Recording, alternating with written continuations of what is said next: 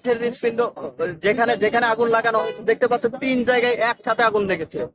কেউ যদি আগুন না লাগায় 3 জায়গায় একসাথে তো আগুন লাগতে পারে না।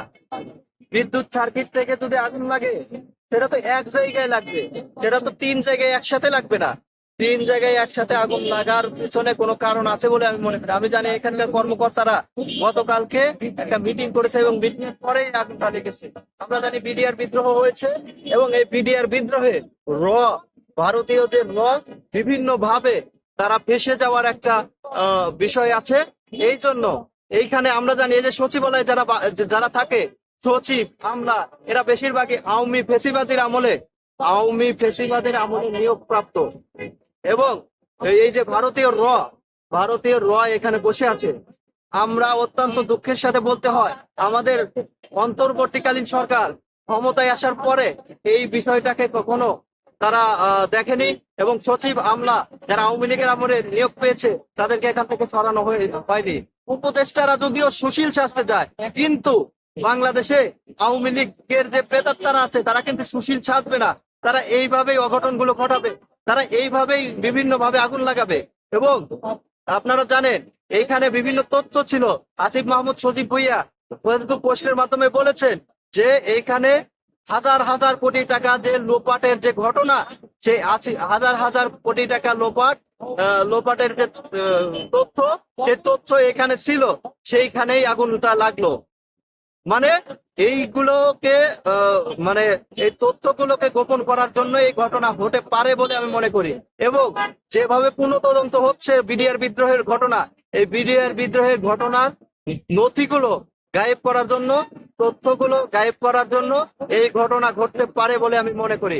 সেটা প্রথম আলো, ডেইলি স্টার বা পক্ষ থেকে হতে পারে বলে আমরা সন্দেহ করছি, জনগণের পক্ষ থেকে।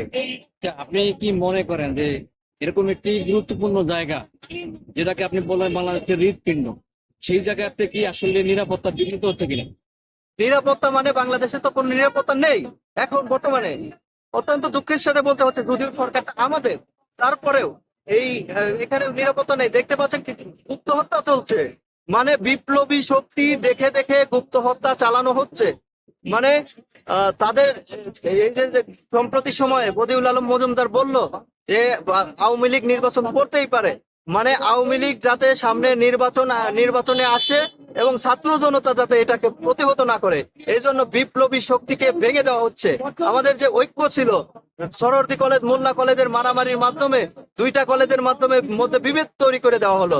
মানে তাদের মাধ্যমে বিভেদ তৈরি করে দেওয়ার মাধ্যমে বিপ্লবী শক্তিকে দুর্বল করে দেওয়া।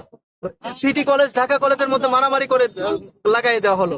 এর মাধ্যমে কি করা হচ্ছে যে আমাদের যারা কাঁধে কাঁধ মিলিয়ে, কে কোন ইউনিভার্সিটি কে কোন বিশ্ববিদ্যালয় না দেখে কাঁধে কাঁধ মিলিয়ে যারা একসাথে বিপ্লব করেছে, সেই বিপ্লবী শক্তিকে আলাদা করে দেওয়া হচ্ছে।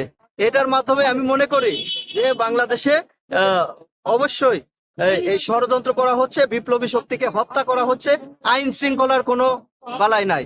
মানে আমাদের প্রশাসন এখনো কার্যকর না, সচিব আমলারা এখনো আওয়ামী লীগের, প্রশাসনের বিভিন্ন জায়গায় এখনো আওয়ামী লীগের পান্ডারা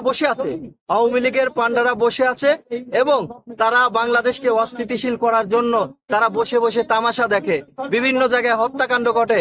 গত পরশুদিন আমাদের ছাত্র দলের এক ভাইকে নরসিংদীতে গুলি করে হত্যা করা হয়েছে। কিছুদিন আগে দেখলাম ইস্ট ওয়েস্ট বিশ্ববিদ্যালয়ের সিহান, আন্দোলনরত শিক্ষার্থী, তাকে কিভাবে গুপ্ত হত্যা চালানো হয়েছে।